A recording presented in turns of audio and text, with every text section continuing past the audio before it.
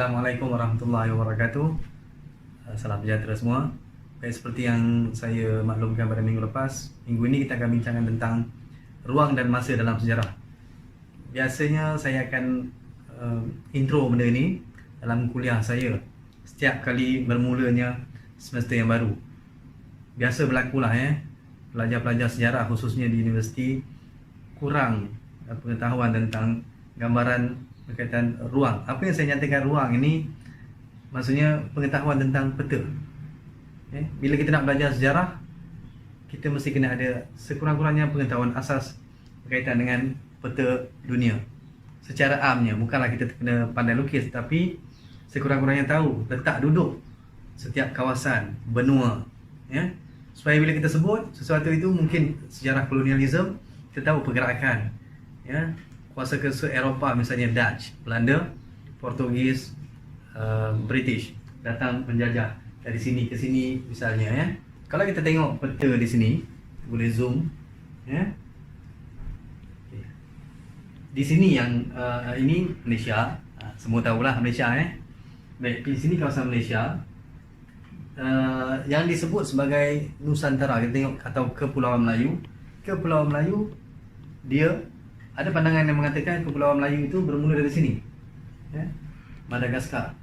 Boleh nampak dari Madagaskar meliputi keseluruhan kawasan ini sehinggalah ke Papua ini, atau lebih luas lagi sehingga ke pulau kecil-kecil, pulau yang kecil-kecil di sini, Fiji, Tuvalu, Kiribati, Tonga, semua juga meliputi satu keluar stretch of Malay Archipelago. Ini yang disebut dalam Babat Nagara Kertagama, satu kitab Jawa kuno. Jadi tulis begini. Kalau kita tengok, sebenarnya keseluruhan kawasan ini sebenarnya menggunakan bahasa Melayu sebagai bahasa perantara. Saya sendiri pernah mendengar orang Tonga bila bercakap, dia menggunakan perkataan-perkataan bahasa Melayu. Adalah 2-3 perkataan. Tak boleh nak generalize kan, tapi saya boleh simpulkan bahawa sebenarnya pengaruh itu memang wujud. Baik, bila kita bercerita tentang zaman penjajahan misalnya, kolonialisme, kalau kita sampaikan khususnya pada guru-guru sejarah lah, bila sampaikan dalam kelas kaitan dengan zaman penjajahan, kita kata okey, Belanda datang menjajah, Portugis datang menjajah, British datang menjajah, Jepun datang menjajah Malaya, tanah Melayu. Tapi dari mana mereka datang? Adakah mereka diberikan pemahaman tentang perjalanan ini? Perhatikan peta di sini, Di sinilah letaknya British, ataupun kita sebut orang putih lah, England di sini, United Kingdom. Inilah Dutch, Netherlands di sini, Belanda, dan di sini Portugal. Saya hanya tunjukkan 3 yang paling penting lah dalam sejarah kita. Jadi mereka inilah yang mula-mula datang melalui jalan, jalan laut ke sini, melalui Cape of Good Hope, Tanjung Pengharapan, naik ke atas, ke India, kemudian masuk ke Nusantara.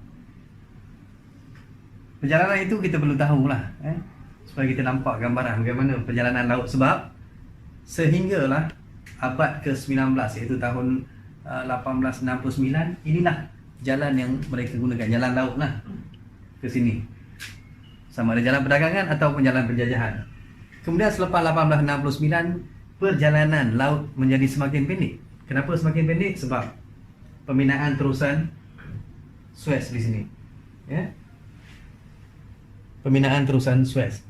Dia menjimatkan 6,000 kilometer perjalanan, yang asalnya kita kena turun bawah, lalu South Africa, naik balik ke India ataupun ke Kepulauan Melayu ataupun ke China, Japan lah. Dia terbinanya ni pada tahun 1869 kalau tak silap saya. Dia memendekkan 6,000 kilometer. Itulah yang menyebabkan booming of industrial revolution kemudiannya. Ini memang sangat-sangat membantu. Terusan Suez ini membantu proses penjajahan yang lebih efisien dan juga proses industrialisasi pada menjelang abad ke-19. apabila kita merujuk kepada peta juga, kita contohlah bila kita kata kita ni rantau Asia Tenggara, ya, rantau Asia Tenggara di sekeliling inilah, ya, negara-negara Myanmar, Thailand, Vietnam, Singapura, Indonesia, Malaysia sampai Filipina, semua ni disebut sebagai Asia Tenggara. Sebenarnya terma atau istilah Asia Tenggara itu mula diguna pakai selepas pada abad ke-20 lah, itu tahun 1900 ke atas. Dimulakan oleh para pengembara ataupun sarjana-sarjana di barat. Tetapi hanya mula dipopularkan penggunaannya bermula tahun 1941. Kenapa 1941? Bermulanya Perang Dunia Kedua, dan di sini kawasan ini dirujuk bagi operasi tentera. Operasi tentera South East Asia Command di bawah Lord Louis Mountbatten. Jadi itulah asal permulaan kawasan ini dirujuk sebagai Asia Tenggara. Kemudian bila kita ajar di sekolah misalnya, kita kena tunjuk pada mereka, pada pelajar, di mana kawasan Balkan di sini. Eropah Timur ini juga dikenali sebagai Balkan. Di sini Scandinavian country, Norway, Sweden, Finland ini dikenali sebagai Scandinavian country. Di sini Amerika Utara, di sini Amerika Selatan, di sini Afrika, dan of course lah yang paling besar ialah benua Asia, kemudian Australia dan New Zealand. Kemudian dalam peta, apabila kita belajar peta ni, khususnya tentang kesan penjajahan, kolonialisme, kita akan dapat kita dapat faham satu perkara yang saya kira penting tetapi jarang-jarang didedahkan, iaitu kalau kita tengok di sini, British menjajah, British menjajah ke sini, British ke United States of America, British ke bawah South Africa pada abad ke-19, British ke Egypt, British ke India, British ke Malaysia ataupun Malaya, British ke Australia, juga orang British juga ke New Zealand, walaupun yang menemuinya pada asalnya ialah orang Belanda, Abel Tasman yang menemuinya, tetapi kemudian yang menjadikan ini dan ini sebagai negara adalah orang British. Sun never set in British Empire. Matahari tidak pernah terbenam dalam Empire British. Kenapa tak pernah terbenam? Sebab dari timur sampailah ke barat sentiasa saja ada matahari.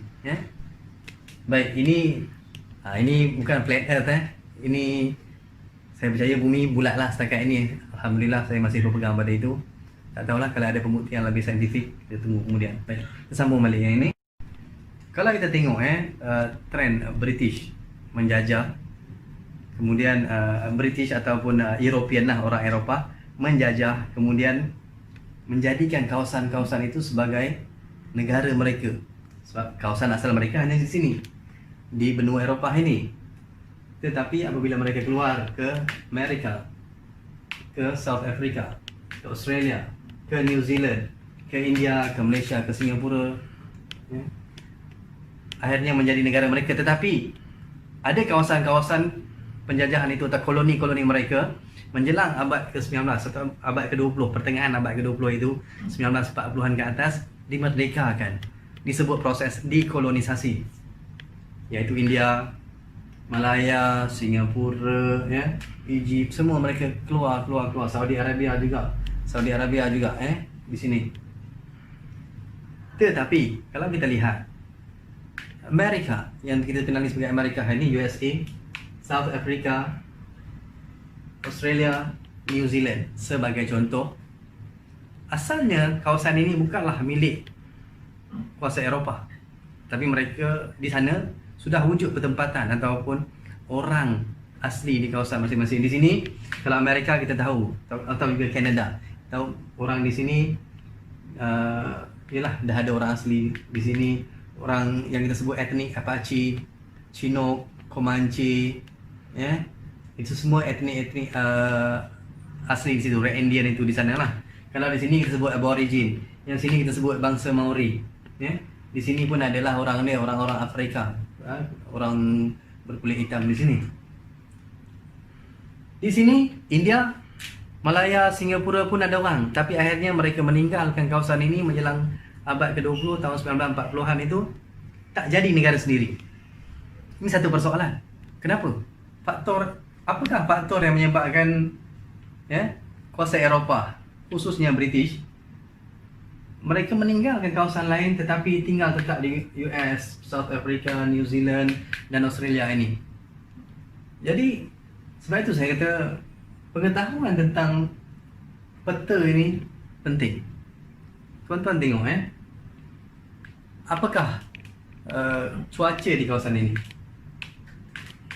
Cuacanya 4 musim.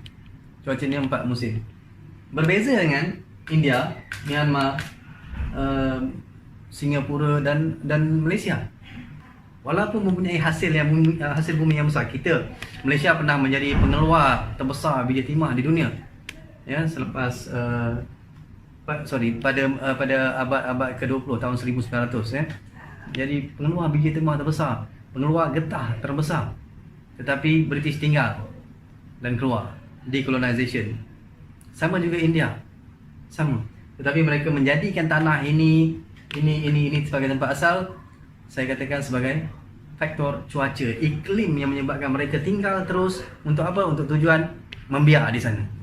Ya, saya gunakan perkataan membiak sebab mereka tidak kondusif, tidak selesa untuk membiak di sini.